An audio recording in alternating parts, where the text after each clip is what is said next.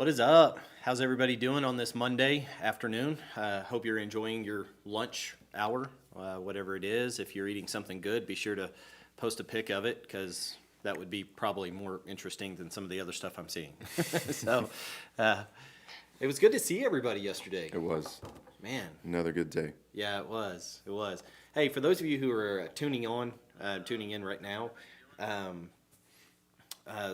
Pastor Bradley will be more than likely watching this if he doesn't kind of log on in the next little bit. So if you would, in the comment section, tell Pastor Bradley hello. You're praying for him, all the things that are going. For those of you guys who don't know, maybe you're catching this. Over the weekend, our pastor had a heart event. I don't know if it was technically a heart attack or not. No. But anyway, he was out on a run, long run, and had just some shooting pains, and ended up getting a splint put in, or stent, put in, and he's doing really well, and good spirits, same Bradley, so praise God for that. I don't know what the moral of the story is, except don't run. I don't know. Anyway, be sure to you can put it in the comments. You can just next time you see him, just be sure that you're just tell him that you love him, you're praying for him, all the things that go along with that. So, hey, as we were talking about this, Ben and I were talking about it, and even this going live right now, it kind of jarred a thought. You remember when you were a kid, and you can put this in the comments as well if this happened to you. Do you remember when you were a kid and people would just show up at your house, like company? And that's what it was called. Yep. Right? Got company. We got company. And probably everybody at home, the instant I said that, you probably thought, yeah, it's called company. I remember in Boise City, Oklahoma, that we'd be sitting there, and it didn't matter. You just have this knock at the door, and you go answer the door, and it would be aunts, cousins. I had one of my childhood ones was we had this guy named Sam that would come over. He was a really good friend of my dad's, and he would just come over, and Sam would come over, and my mom would just get up, and she would go and make coffee. And man, it'd be 8 o'clock at night, and they start making coffee or whatever, and sometimes it would be another, just multiple groups of families. They'd come over, and next thing you know, you're out playing in the yard, and it's 10 o'clock at night, and you're running around outside just doing your thing. And, Yep. and parents left because the kids fell asleep or they were just done talking. The coffee was gone. Man, I don't know what happened with that and why we don't do it. I don't know if it's cell phones or we have to call and check in or send a text of, are you home or do you want to hang out? And we have to go someplace like that. And the idea of just showing up at somebody's house now, knocking on the door, it seems so foreign. Right? It does. And man, I really feel like that's it's changed in the student ministry. Students don't do that anymore. It used to be folks would just show up at our house. Students would just show up and drink all our Kool-Aid and eat all the ramen noodles and then split. And I think to some extent, and this is really just kind of hitting my heart, and definitely today, meeting together yesterday with the church is, man, I think it's time for us to get back to that community. It's time to get back to enjoying each other. It's back to staying, going to eat after church, staying involved with folks. And there's a couple passages that I want to bring just to attention. And one of them is out of 1 Corinthians chapter 12. And it's going to start in the second half of verse 24. The whole passage actually deals with this, so not that I'm taking it out of context. But it says, God has so composed the body, given greater honor to the part that lacked it, that there may be no division in the body, but that the members may have the same care for one another. If one member suffers, all suffer together. If one member is honored, all rejoice together. And this is the church family rallying around the loss of a loved one. This is coming together and celebrating graduates. It's celebrating a new member. It's celebrating a birth. Yeah. We had a couple weeks ago was actually a birthday for one of our members, and it's kind of a unique birthday. Jessica Miller.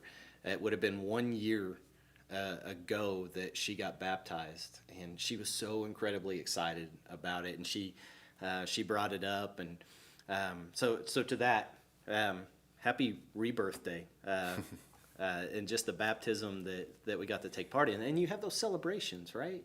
And I think that's the point of the community is you come together and you hurt, you help each other, you pray for the pastor, you pray for those around you, you miss each other. Yeah. Man, in that church, I hate to make I don't hate to, because it's really not that bad. We remember that movie or the series Cheers, where yes, it was a bar. No, But everyone knew their names. But everybody knew their names. Everybody was involved with their stories. And man, isn't that church, right? That's the community. Acts chapter 2, this is a passage that most all of us are familiar with.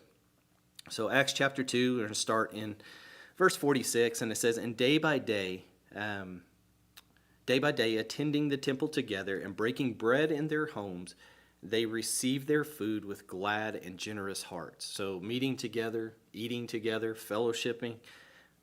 Verse 47, "Praising God and having favor with all people, and the Lord added to their number day by day those that were being saved." So this fellowship and this eating together, this being involved in each other's lives, genuinely wanting to be together was attractive. And I love this passage where it says, and have favor with all the people.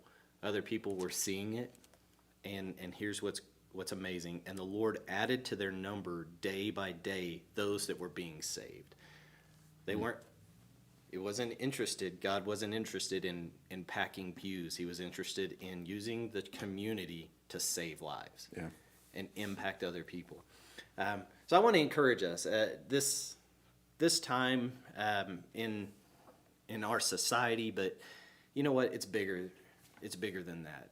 It's time for us as the church, as Oasis, to love each other well, to be the example of Jesus to each other, to be known by our love for each other and therefore the community, and that needs to be so attractive to people, because here's the fact of things that are going on, the stress that's going on in our society. I don't think it was caused by the quarantine, but I think the quarantine amped it up. Oh yeah. We're tired, we're lonely, and there was nothing else to see. And here's the thing, we get to come back together. We get to be that community. And so I think we have this awesome opportunity that God is giving us to come back and be stronger and more loving towards each other than we ever have been. Yeah. And just show that grace and that love. So in the comment section, if that was you, that you remember when you were a kid, or I don't know, a few years ago even, where it had people were just coming by your house, just put that in the comments. I remember that. Or that was fun times, whatever, just kind of reminisce in there. But take that time also to just remember that we can have that again. We can absolutely be inviting to our neighbors and showing up at people's houses and being like, hey, I just miss your face. And start investing in each other again. So that's my bit. Yeah, it ties in so much of the passage I wanted to talk about of Philippians. Starting in verse 3, and we're just kind of sandwich things. We're going to start at the top of it and go to the middle of it. But the question I have for you, and maybe even kind of tying into your area of responding to the comments, is who do you remember in childhood or even now in current times that gives you joy? Oh, yeah. And the question about that is, when you remember that person, it gives you joy. Like, also kind of think like, when people remember you, do you think that you pursued joy from them? And so I think that's a hard question for us to really ask when it comes to the point of being connected together. In verse 3, Paul writes this. He says, I thank my God in all remembrance of you, always, in every prayer of mine for you, all making my prayer with joy. And so making so much joy of remembering. And I just want to pause right there when Paul's writing this letter to the Philippian people. Most people know, if you're any type of Bible scholar and you look into some things of a book in the New Testament and what are the situations that's going on, who they're writing to, and what's the connection to them. Paul was actually in prison in Rome writing to the Philippian people. But that's not even kind of it. That definitely gets the air of like, man, he writes to them with joy. But if you go to Acts chapter 16, you will see Paul's first connection with Philippi. And as soon as I mention what's in that chapter, you're gonna be like, oh wow. And it was the point of Paul being bothered by a fortune teller girl, of yelling in the streets at him and Silas. These are servants of the Most High God. And then after that, he was put in prison, and he was beaten and embarrassed because he released the servant girl from her bondage, and she was no longer able to tell the fortune because she was no longer possessed. And so those huge things of like, yeah, I remember those people in Philippi. They jailed me and they beat me, and I have nothing to do with them, right? And Jesus said, shake the dust off of them, but Paul didn't. He didn't. And even though when Jesus said shake the dust off, he says shake the dust off when they refuse the gospel. Right. And so like, man, but we want to connect refuse the gospel. Like, man, those people just made me mad, And when we're going to take that and run with it, but Paul didn't, because what also happened in Philippi in that same meeting in chapter 16 of Acts is that Lydia, who was an influential woman, a prominent woman in the community, came to Christ along with her family, leading up before the servant girl. Now the servant girl, turning a corner, put Paul and Silas in jail. Also, that jailer came to Christ because he felt God's presence. Paul and Silas felt God's presence as they were in jail. Not in the area of Lydia and her family coming to the Lord, although that is an amazing moment. But if you read the passage, God's presence was felt as he shook the jail and all the gates flew open, and the jailer is about to kill himself, and Paul says, wait, we're all still here, right? Yeah. And so the jailer brings them home that night, like maybe 30 minutes later, he's like, man, I'm going to take you guys home, I'm going to bandage your wounds, and his house comes to know the Lord. And so he writes the Philippian people, and he says that, man, I remember you with joy. And I think that's a hard thing for us to really kind of put ourselves in a position to making sure that we are exuding joy to those around us, so that others, and when they remember us, that, man, we're contagious with it, that they want to actually know what we know about Jesus and have a source of this joy. Because as he continues on in we're going to jump to verse 9, it says, and it is my prayer that your love may abound more and more with knowledge and all discernment, and so that many people, so that many may approve what is excellent, and so be pure and blameless for the day of Christ. Man, so that we would approve what is excellent and be pure and blameless. Man, that love abounding. And so it's the whole reality of identifying friction when it comes to achieving this. I was reading, as I was studying for this, I read this statement about friction, and it came out of a person talking to a couple, and saying, and the couple was in a marriage counseling session, and she says, I feel friction in our marriage, and the counselor, he put it this method, and he said, friction only happens one of two ways. It's either one item is still and the other is rubbing against it, or they're both moving, but they're both moving in opposite directions. And it's like, so which one is it? And that kind of, that veil, removing that veil, like, it identifies, like, is it both things moving, or is it just one area moving back and forth? And so when we look at that, and because I bring that up because, man, there are a lot of different types of churches out there: Baptist, Nazarene, Methodist, non-denominational, which is a denomination, right? And so all these little things that kind of come together of different sects of Christianity, and it's this reality of like another example is like, man, I get along with my non-Christian neighbors than I do my Christian friends. Right. And it's kind of this whole reality of like, man, you got two diamonds rubbing together and digging into each other.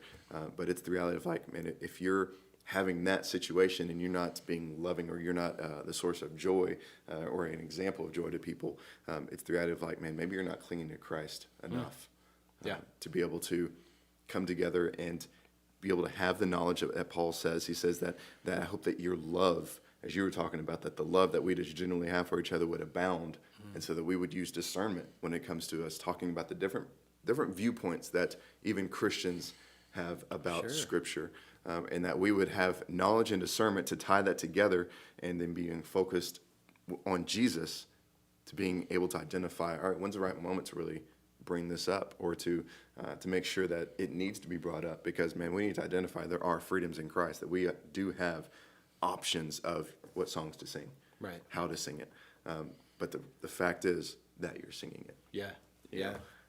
So that was a big thing of me of like, man, are you a source of joy, and who do you remember, or who is a source of joy to you when you think about them? Because I know there's people that will turn that switch in a second and take your joy away. The joy of the day, and it just frustrates you as you just think of an instance, and it's not necessarily that instance is horrible, but that instance does need to be handled. But that instance can't be handled if you're not even kind of in a heartbeat of loving Christ. Yeah. So, so who is, comment that or leave that in the comments of who's your source of joy, not your source of joy, but who gives you joy when you think about them. Yeah. We all know Christ is our source of joy, but we should be a source of joy to each other. Yeah. And I think we kind of miss that. Man, that is incredible, because on Facebook we see this, and that of course, just the political season that we're in, right? Man, you think about this, like, is there somebody in your Facebook feed that when you see their name pop up, you think, man, I can't wait to see what they say, and it brings you a joy. Yeah. But then at the same time, man, how many of those names, when you can see, like when their name pops up, there's something that's after this that is going to be irritating, you know? And even in that situation, are we known by our God? Are we known by that? It's regardless of whatever presidential candidate we want. That dude, that person has an expiration date on him. But man, our God does not. And are we known by the eternal? Yeah. I don't know that that's the truth all the time. So, if that's the case, even in my own life, man, when people see me coming, do they think joy? Yeah. It's a challenge. It is a challenge, and that really, at the end of the day, man, that's on me to be showing the best example of Jesus every time I go anywhere. So, So before we go, just one quick announcement. Y'all can help us out. I didn't know if you realize this, but this Sunday is Father's Day. And so we need some people. We're going to help celebrate fathers. I know some people have done this already, but if you would video yourself, record yourself, I guess that makes more proper sense. Yeah. Record yourself just expressing why you love your dad, about 30 seconds or so, and email that to media at oasissbc.com. So media at oasissbc.com. Short little video of yourself expressing why you love your dad. And we're going to put together a little bit of a collage, but we need some more people to do that. So we make sure that the reality, the resonance and the meaning of dads, and knowing that we are important. And I say we because I am one. Yeah. So we have to take up this mantle, but sometimes taking up a mantle, it's nice to have a little bit of encouragement to keep going. I'm not going to lie. I'm just going to ring that bell. That's truth. Show me the love. Right? So do that for us. We need those by Wednesday. We're not going to do this on Saturday night. We're not going to put all that together. So if you could get that to us by Wednesday, we'd love that and appreciate that. And we'll get it shown this Sunday. So other than that, go get your dad something good, steak, and go grill it. And we'll do that. But other than that, we will see you guys Sunday right here at church. And if not, we'll still see you on Facebook Live if you're, just want to be cautious. And we understand that. We respect that. But other than that, thank you guys for joining in today. And we will see y'all later. Love you guys. We'll see you.